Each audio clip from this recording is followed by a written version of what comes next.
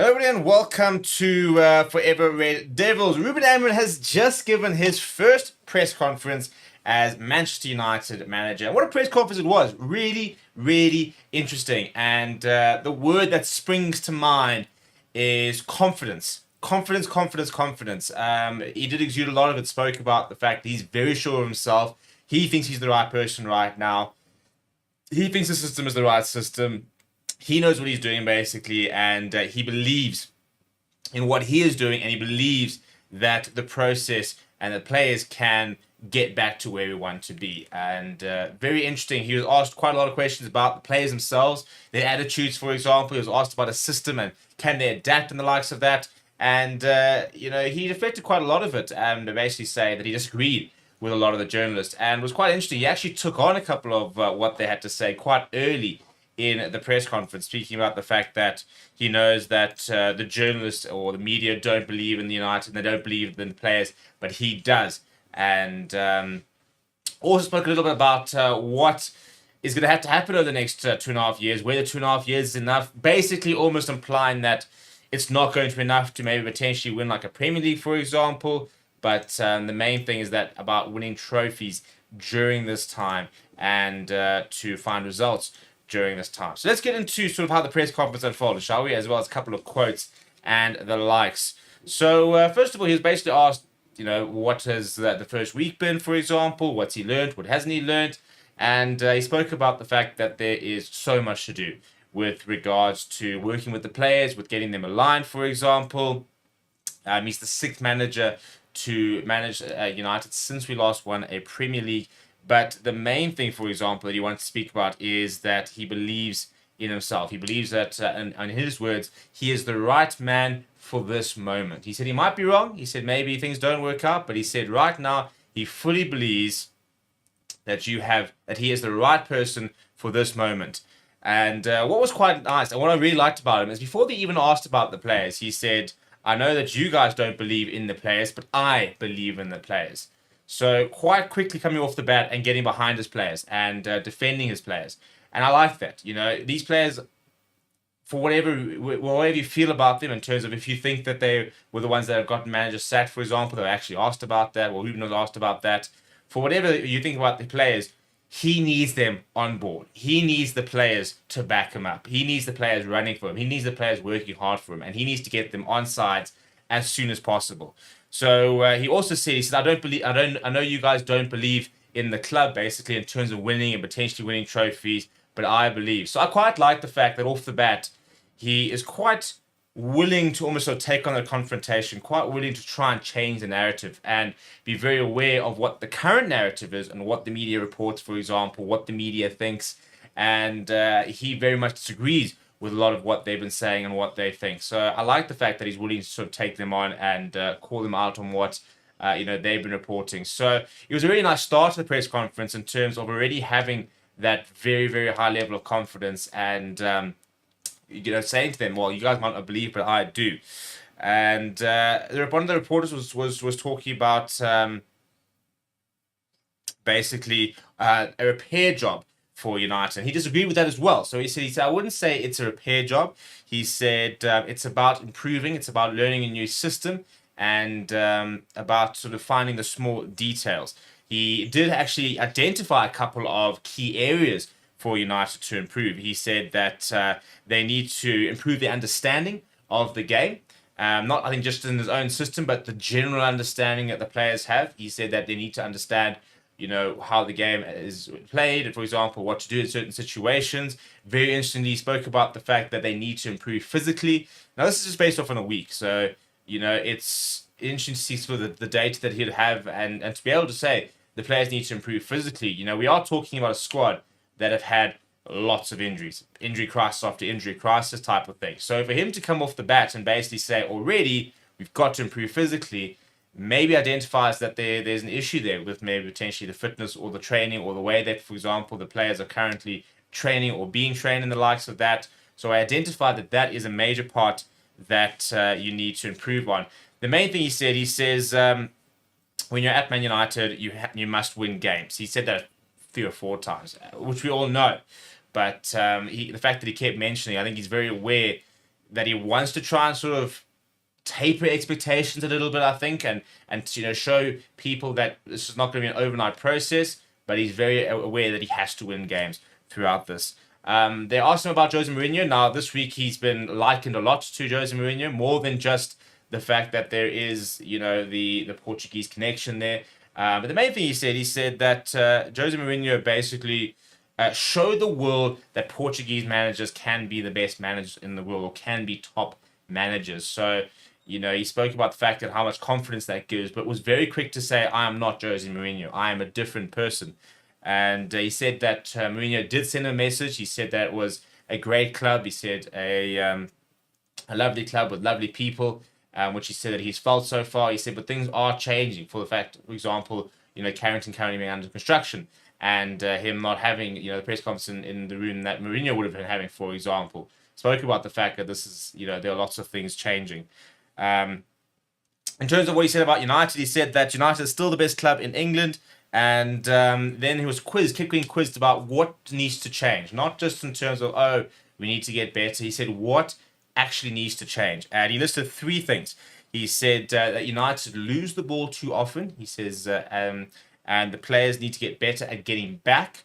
And he basically said, as you guys know. So I think very much almost taking a slight dig at the players, or maybe the slight dig at what was been happening, basically saying that defensively, United have not been good enough this season, and that a lot of that comes down to players not tracking back, for example, players not being good enough and keeping possession, and saying that needs to change. And he's quite right. You look at, for example, some of the possession stats, and United very rarely have had this season 60% of possession. They've often had a lot less, and lose the balls in bad areas, and bang, you get punished. So I don't think it takes a genius to really work out that that's the areas we've got to change, but he was very quick to be open and say that's where we need to improve. And he also said that he knows that everyone thinks that it's a lot of things that have to change. He said he doesn't think it's big changes. He said it's the small details. He said you've got to become a lot better in the small details, and he said that's where he thinks he can really help the players, is in those sort of small details. What was quite interesting is the fact that he asked about the fact that he's got his system, 3 at the back, 5 at the back, and the likes of that, and whether he can implement his system with the squad, or whether he might need to change his system to suit the current set of players. And he basically did acknowledge the fact that the players are not selected or purchased or put together for the system. He said that this was a team built for a different system, but he said that it's not a massive change for the players to play 3 at the back, 4 at the back, 5 at the back, and it's more about sort of slightly positions, but the actual players themselves won't change. What he was adamant about the fact is that he's not going to change his system. He says, I choose our way. And I don't think our way he means the Man United way. I think he very much means our way in terms of his way, his coaching staff's way. The way that they were playing at Sporting, for example, that system, that sort of concept. I think he was very adamant about the fact that they're going to play their way of football. Not going to try and adapt for the players. Not going to suddenly come out and start trying to play a 4-3-3 because that's what a Luke Shaw, or Harry Maguire, or Casemiro, for example, are used to. No, it's about the players, current players, fitting into his system, not the other way around. The players need to understand how a system works. And he said on Sunday, Sunday you might not see the same players. I think he meant the way he was talking about it. He said, I think he meant to say that on Sunday you might not see difference in the players selected in terms of the actual 11, but you will see differences in their positioning and how they're going to set up and how they're going to play. So it sounds like he's quite adamant about changing quite a lot. And as much as he kept emphasizing the fact that in football it's not very different to play 3 at the back, 4 at the back, 5 at the back, different systems, they are going to play a system, and that's going to be the expectation. Very interestingly, he was asked about recruitment. And what Ruben Amorim said about recruitment is he said that we've got to improve the process of recruitment and finding the right players and the right profiles. But what also he came out and he was kind of asked if this has been confirmed by the club. He kind of sort of dodged the question, didn't really answer it, but he basically says that he, as the manager, should have the final say and basically the final call on signings coming into the club, saying that he has to take responsibility for these signings, because if they lose games, if they're not good enough, for example, then he's the one that takes all the criticism and he has to take responsibility. So he says that I have to choose the players. And I don't know if that was a bit of a update from what the conversation had been, or a little bit of a gauntlet being thrown on to the United staff, saying that he needs to have that kind of sort of say. Now, there would have been discussions about how exactly recruitment would have worked, but it's interesting that he's already come out saying that because his neck's on the line, he should have a big say in what the recruitment's going to look like. And I like that. I like the fact that he wants to come out and to be fair, he said that now, which means that any recruitment we do in January or in the summer, as far as we understand, will have him in the center of it. And it's not going to be him saying, right, here are a list of a couple of players, these are the profiles, you go and sign players. He will be having a big part in that. And lots of people said that was going to change because Erik ten Hag obviously played a really big role in transfers, given the fact that we brought in previous players he managed and the likes. But it sounds, and after that, then, there was an idea that this concept was going to change under Ineos, and that, the manager's going to have less of a say, and that the club's hierarchy, your Dan Ashworth, Wilcox and Omar Beretta, that sort of team of people were going to have a far bigger say in terms of who we're going to recruit, who we're not going to recruit. And Amorim was quite adamant that he believes he needs to have the final say, that he needs to be very involved in this process because he's going to be the one actually working with the player right at the end. And we've seen it at different clubs. At City, for example, from what we've understood from watching All or Nothing and the likes of that, Pep Guardiola doesn't necessarily have that big of a role in terms of bringing in players. He kind of gives them profiles, identifies kind of what he needs, and then they've got a really good recruitment department that goes and finds that kind of player. Which is why I think, we sometimes, City do have quite a high turnaround in terms of players coming in, playing pretty well and going out. You look at João Cancelo and the way he came and had a storm of a season and was out on loan, because he's just lost his way. So it's going to be very interesting to see how United recruit under Amorim. And the main thing I think he also spoke about is the fact that we've got to try and start building a squad to suit the system, for example, a squad that's going to give him the tools he needs to really succeed. And he might not have all of that right now, but he kind of has to deal with what he has. He was asked, is this the impossible job? Which he disagreed with. He said, no, it's not an impossible job, basically. He said, but we need to be realistic. He said, we must acknowledge that we need time, but we also need to acknowledge that we must win games. And he said it's a different type of coaches. In the past, so it's asked about the 6 managers that have, or 5 managers that have come before him that haven't been able to have that success. And he said that there have been different coaches with the same results, and we need to change that. But basically saying that he believes he's the right man for right now, and he believes he can basically change, that concept. The only worrying thing as a United fan is if you thought he was going to come out and say, basically, we're going to win the Premier League in 2 years, he very much didn't say that and basically actually implied it's not going to happen. He said that he was asked about his contract, for example, and whether he what he can do in his contract. And he was basically asked, is 2.5 years, which is what his contract is, enough time? And he said, quite interestingly, he said 2.5 years time, or 2.5 years isn't enough time. Didn't really specify for what. I think the implication is, to win the Premier League or win the Champions League and the likes. He said, but it's enough time for Manchester United to know whether he is the right man or not, which I think is probably about right. I don't think we're suddenly going to become Premier League contenders next season. I don't think we suddenly become Premier League contenders the season after that, or maybe we might be contenders, but we're not winning the Premier League. So he's basically saying it's not enough time, but it's enough time to be able to understand whether he's the right man for the job and to continue with him. He did say that we do need to win something along the way, so there has to be trophies won whilst we're trying. I think that's what Ten Hag, to give him credit, was good at. Whilst we weren't very good in the league or the Champions League, we picked up 2 trophies in 2 seasons. And I think that Ruben Amorim very much wants to kind of continue that trend whilst trying to build to winning the big trophies.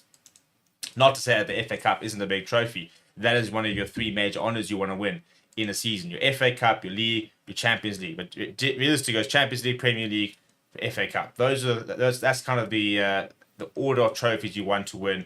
The League Cup you'll take, but it's it's the trophy you don't want to win in terms of if you had to choose out of the 4. that you can win in the season. You don't want to win the League Cup. You'll take a Europa, means more than a League Cup. Maybe means more than an FA Cup these days. I don't know. It depends on on how traditional you are. For example, it is a European competition, but FA Cup is seen as being able to beat a Man City, for example, an Arsenal, a Chelsea, a Liverpool. So that, in many ways, for some people, it kind of holds actually a lot of a higher sort of prestige than maybe winning the Europa, which has sort of your second tier clubs from across Europe. But it is from across Europe, and it is a European title. The big thing he was asked about, and I was very interested to see how he dealt with this question, is that he said he was asked that, well, he believes in the players, but are these not the players that got Erik ten Hag sacked? You know, given the fact that they're down in 13th, that they've had a very bad run so far, are these not the players? You know, how do you believe in these players? And I thought he answered it quite well. He basically said, I know I've only been here for a week and 3 training sessions. He says, but the hard work I've seen, the belief he sees from the players, he believes in them. And he says that's what he asked for. He said he asked for hard work. He asked for players to believe in themselves, to believe in him.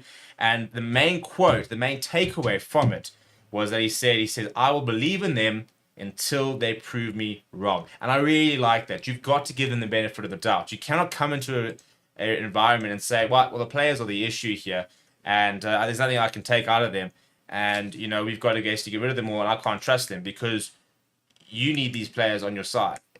And if they're not on your side, then you're not going to be able to get results. So I really like the fact that it was, I believe in them until they prove me wrong. You know, until I've got a reason not to believe in them, until I've got a reason to doubt them, until they do something to prove why they're the issue, I'm not going to just hang them out to dry, and I'll believe in them. And I think that's probably the gauntlet he probably thrown down to the players themselves. You know, you probably find in the first maybe major training session you'll have with the entire squad back, it's, you know, the media believes you guys are the issue. You need to show me you're not, and I will believe that you're not. But if you give me an excuse, if you show me you are an issue, then we'll have issues. Not to say issue too many times, but you know, then I will believe that you guys are the problem. And I think that he is a strong enough personality where he will take decisive action. I think he will drop players and you know, select players based on, you know, if he believes that they are going to work for him or not going to work for him, which Ten Hag maybe was slow to do. I think that was his ultimate downfall, is he was too slow to adapt to that. Last year, for example, relentlessly picking Antony despite poor performance. Even this season, a lot of criticism about relentlessly picking Rashford despite his performances. Eventually, you know, Amad Diallo had one bad game. We didn't see him for a few months, came back and played really well. But a lot of people are saying it was taking too long to try and make changes.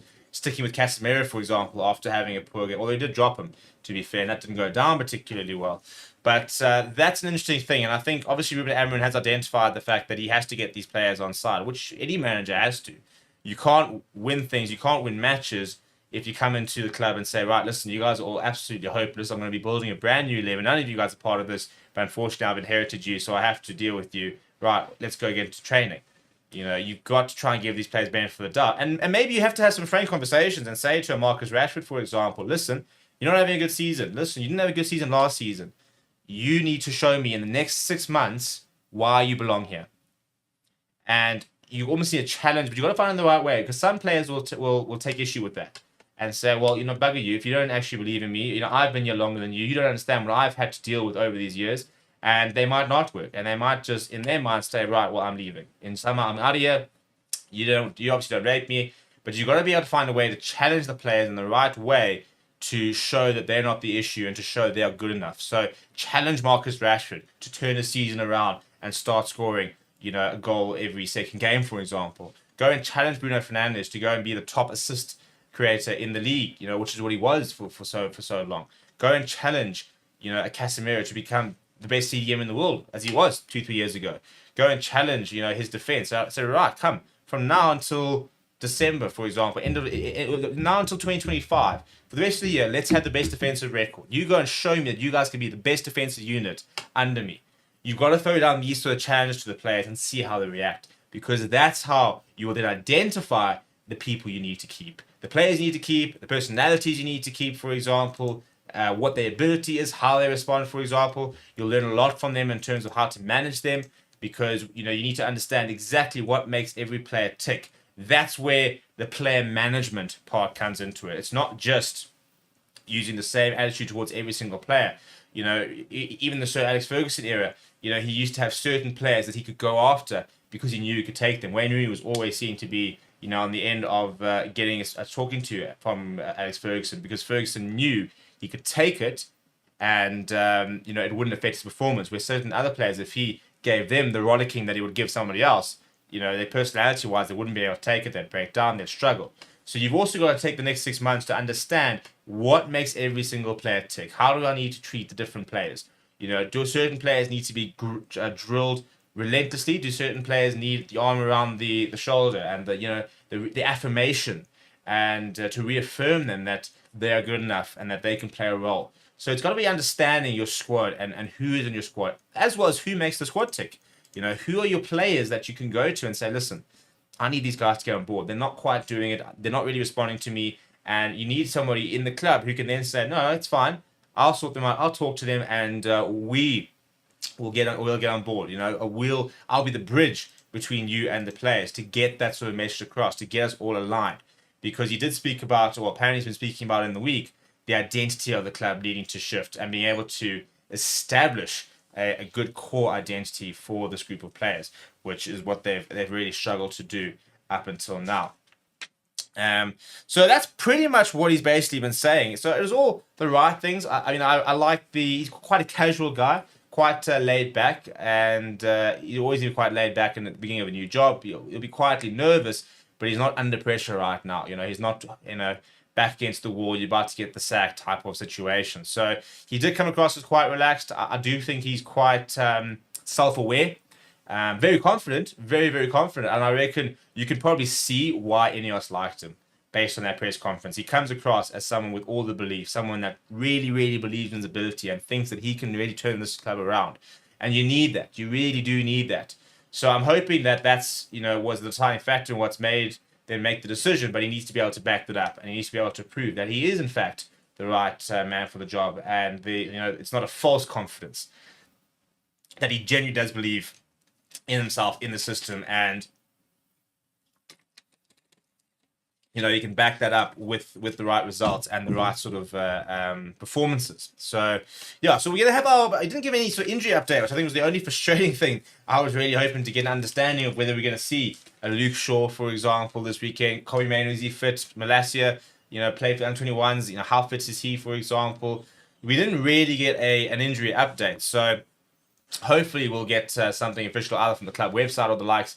But we'll have an official preview for Ipswich out tonight at 7:30, and we'll then have a bit of a predicted 11 out tomorrow, and then obviously we will probably go live on Sunday potentially for a bit of a pre-match show after the team is announced, and we'll have a post-match review as well, looking at exactly how he played and what we really learned from his first game in charge at United. Please do smash like on the video. Please